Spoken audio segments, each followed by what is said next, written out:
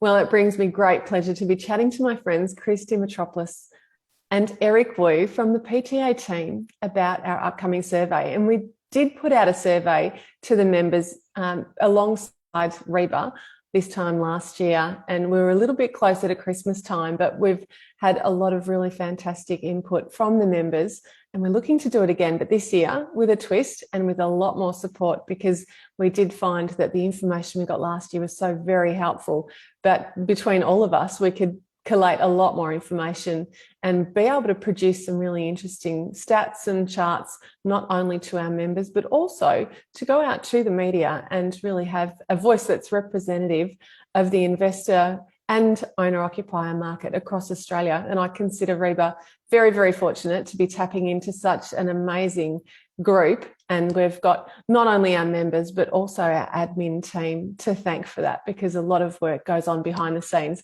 But we really do intend to share some great data with you and to put us on a pretty exciting stage. So, Eric, I'm going to start with you just to shed a little bit of light about PTA and what the team has got to now in terms of admin and also membership. Oh, you probably me on spot. So Chris and me and plus two moderator were looking after the whole group. So it's come a long way for the past 4 years. I still remember the first time we got Chris on. So now we come to nearly, how many more, Chris? Nearly 13,000 members, right? About 13,000. Yeah, it's one of the biggest probably group, most credible group in Australia, I think. It's a great team. Yeah, it's not. I should say, I think we've grown from like 900 members 2 years ago to 13,000, which is a great achievement. And it's not just numbers. I think it's quality numbers, because as you know, Kate, and our members would know, we are vetting every single request that comes through, and maybe something as high as 40% sort of are not making it through. So everybody in the group is sort of handpicked. So very excited about where we are and the growth and the quality and of the group.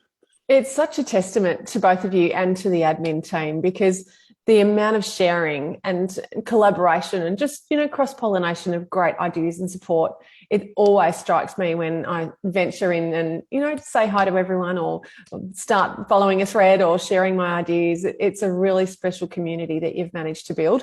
And I think the opportunity for us all to distill some incredible data is huge, because it's such a large number and a great representation of normal, everyday investors of all over Australia. And we're not talking about, one segment of the market. We're talking about open-minded investors that have amazing variations to each of their strategies. We've got value adders, buy and holds, cash flow investors, capital growth centric investors. It's a really rich vein of an amazing collection of strategies.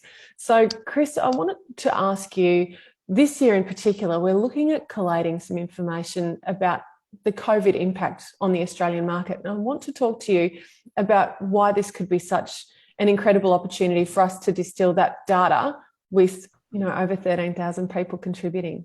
Yeah, so I think when we talked about this year's survey, we thought that we have to do something about COVID, right? COVID's here and it's here to stay. And obviously COVID has changed everything. A lot of the things, I guess the fundamentals are there, but a lot of the day-to-day decisions and a lot of changes that have come through because of it. You can't do inspections or lockdowns and things that are affecting. So we wanted to make this year's survey COVID central, so to speak. We even changed our logo, right? We have got a logo for our survey, and we stuck the little dreaded coronavirus there, because we know that this year has been a little bit different. And we wanted to see, I guess, the fundamentals versus the changes that are coming because of what's happening.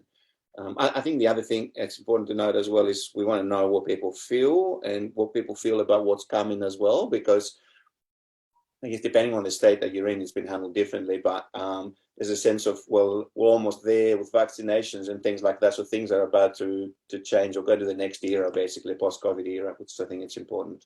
Really great commentary around that. And I think that for our members, the idea of having this data fresh at their fingertips to help them make decisions around navigating their own portfolios and their own acquisition timeframes is really critical. It's not just about having cutting edge data for everyone to share.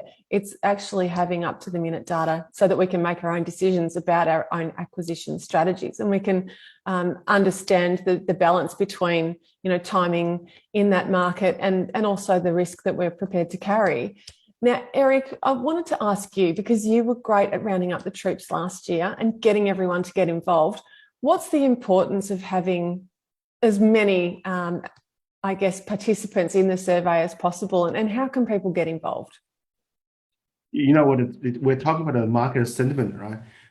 That determines where we go. So we have such a large group, we can tell, well, once we get the participation up, we can tell where the market sentiment is going to go. So this gives us insight of what we can do, we can possibly do to maximize our opportunity, regardless you buy or sell. Yeah, very well said. And I know that for PTA, you're always, all of you, thinking of things that you can do for your members, areas of conversation that you can open up and topics that you can canvass so that people can be, well skilled up and well informed. And so we intend to make use of this data so that members are getting as much relevant information as they possibly can. Now, I'm really excited about getting this questionnaire out. Chris, have you got any last parting words to share with our membership? I do. I think I'm the optimist. I mean, obviously, I love 13,000 members to all cast a vote. I mean, that would be in the dream world what we need, because they give us a great representation. We do want as many people as possible to participate. I think last year we had set a target of 2,000 or 3,000 people, and we almost got there. But would like to as many people as possible to fill in the form. I've done it already, and just to test it all out, it takes no more than two minutes, I think. There's nothing personal in there that you have to disclose. So we're going to put it on. We're going to post it on up at the top as we normally do with announcements. People have to click, and then in 2 minutes you'll be done. You don't have to leave a name or anything like that. I don't know. I mean, we haven't talked about targets for this year, but if we get to 4,000 or 5,000, I think that would be amazing. It will probably make it the biggest survey, I would say, in Australia of this kind. I don't think anybody's got a diversity of states and investor types, or anybody looking. It doesn't have to be investor, and occupiers as well that we do. So I don't know, 4,000. If we can get there, that will be amazing, I think. And wouldn't that be great? Yeah. And Eric, just one last reach out to you. You and your team around you, you're incredible. Have you got any last words to share with the admin team and also with the members? Our admin team is fantastic. There's nothing to improve, I think. Chris, you go to that?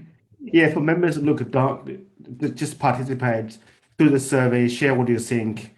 It's beneficial for you and all of us. Don't hold back. Yeah, collectively we can really make our mark on getting a hold of some great data. Chris and Eric, thank you so much for joining me, and members, help us out. Let's get those numbers up and see what sort of data integrity we can all go through and enjoy for later days.